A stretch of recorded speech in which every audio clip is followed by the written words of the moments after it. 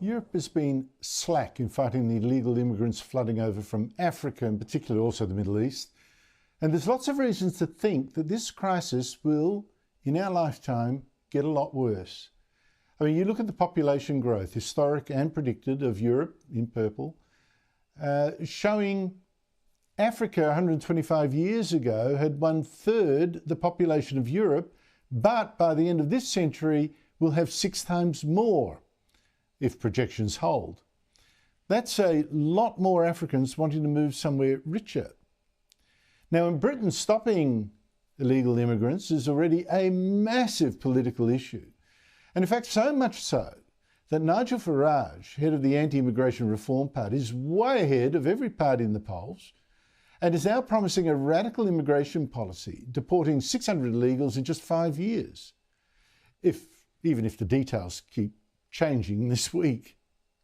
The only way we will stop the boats is by detaining and deporting absolutely anyone that comes via that route. You've said that you're going to detain anyone who arrives via small boats. Will that apply to women and girls? And what about unaccompanied children? Yes, women and children, everybody on arrival will be detained. And I've accepted already that how we deal with children is a much more complicated and difficult issue. And then later he said, well, maybe women wouldn't be detained either. So I don't know quite what's going on, but still, it's an issue. Joining from London, it's Patrick Christie, star presenter of GB News. Patrick, we find you this time in your car. What's that about?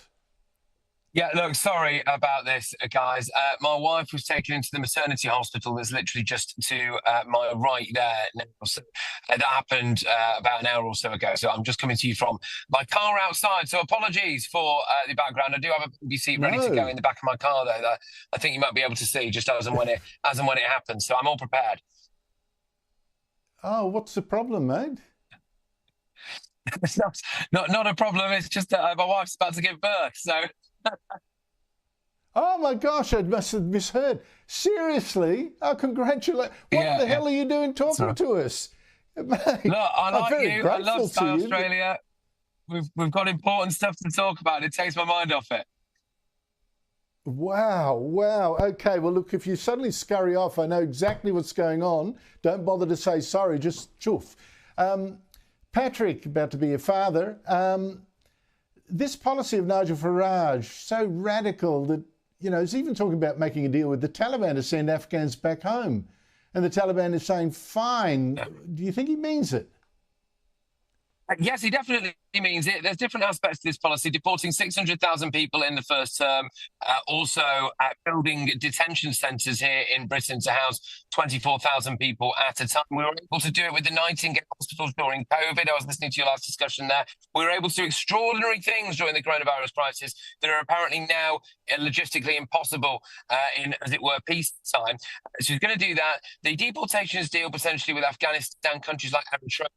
The point of this is, some of this might sound unpalatable or extreme to people now, but the overall point is you should only really have to start doing this stuff once, because once you start doing it, the message gets sent out, it's the ultimate deterrent, and the illegal migration crisis stops. You're absolutely right to raise that graph earlier. That graph should be a very, very big concern to everybody in the West, because there's hundreds of millions of people in places like Africa and on the subcontinent, as long as, technically speaking, those countries are worse, either economically or in terms of safety, than Britain, than Europe, dare I even say Australia, then all of those people will technically, legally be able to come to our countries in future.